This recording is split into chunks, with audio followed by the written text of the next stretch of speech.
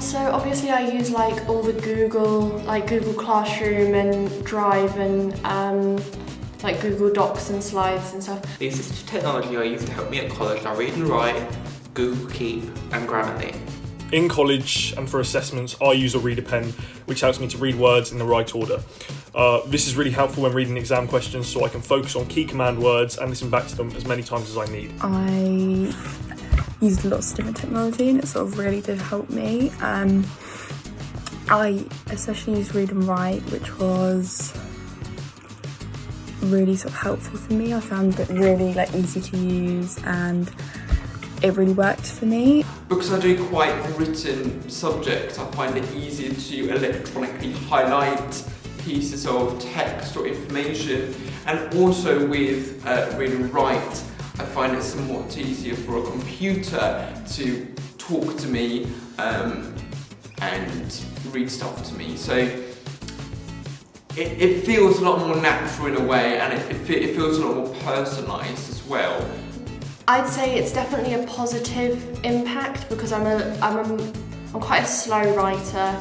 So when I'm doing like exams and stuff, I get the exam done in time, and by using all these different technologies, the quality is better. If I have any upcoming homework or other assignments, I type it in a note that corresponds to the subject it is for. This is so I don't forget any deadlines. But I mostly use like timetable apps on my phone because otherwise I have no idea what it will be in. This really sort of made studying a lot quicker and a lot in terms of like, especially for geography, creating a case study, using the highlighting tool, using Read and Write, loads of different websites out, highlight tool, collate it into one Google Doc, and then you've sort of done my homework a lot quicker than if I'd just sort of done it myself. And I also found with revision it meant it sort of stuck more, and it was certainly a lot quicker to organise, and I wasn't spending lots of time making cards, especially that's where you saw with Quizlet, and Seneca's a really good one as well for that sort of thing. I've learned techniques through apps or through whatever, and then just make my own sort of app as it is. Grammarly is extremely helpful when it comes to writing your essays and similar assignments, as it gives you suggestions tailored to your piece of writing. This has been very helpful for coursework. And also, for me, it's just a lot easier because everything is online. My teacher can see all my work, I can share it with my teacher. And yeah, it's just a lot easier than having lots of paper and pens everywhere. So yeah, just a lot more effective.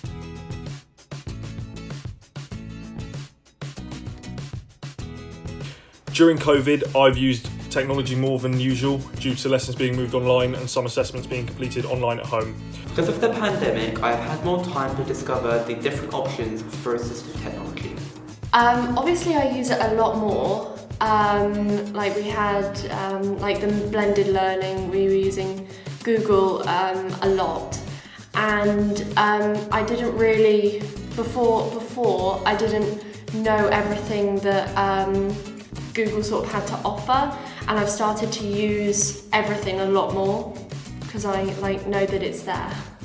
Obviously with COVID, when we went online, I did use a lot more technology because obviously you're doing a lot more on your laptop, you're sort of like reading more off the screen, and I sort of, because I then sort of used it more, it then became sort of more beneficial because I really knew how all of it worked. It's made it a lot more easier for me, a lot more effective, and I feel more confident when using technology, so it's not as daunting to me.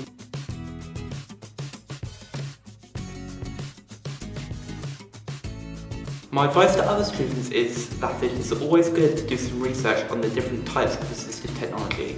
This will be beneficial to you and your studies. My advice would be take advantage of everything and try and use it as early as possible. I know that is easier said than done, but using it as early as possible means you have more time to get used to it. The same thing I say to adults, do not be scared of it, it's not going to hurt you. because you see parents and stuff like, oh, I don't want to use that, don't be scared of it, it's fine. It's not some monster. No, but yeah, like, it's, because some of it's pretty easy to understand. Like, it's the same with most technology or most software in general. It's the same skill, just transferable.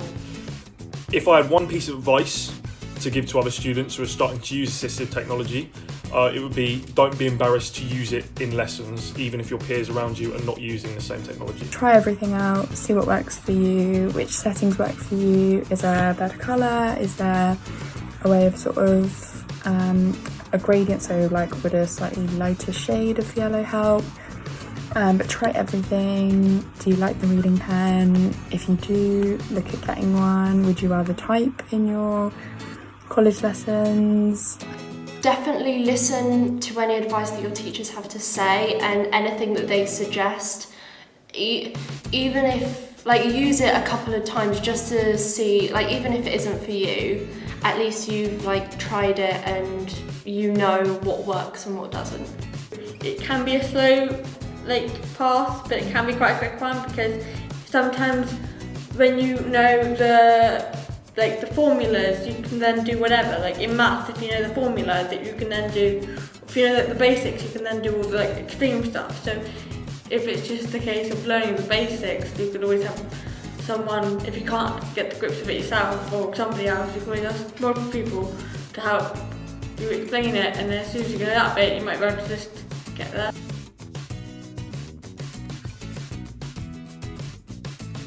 Well, I think in this digital age of technology, I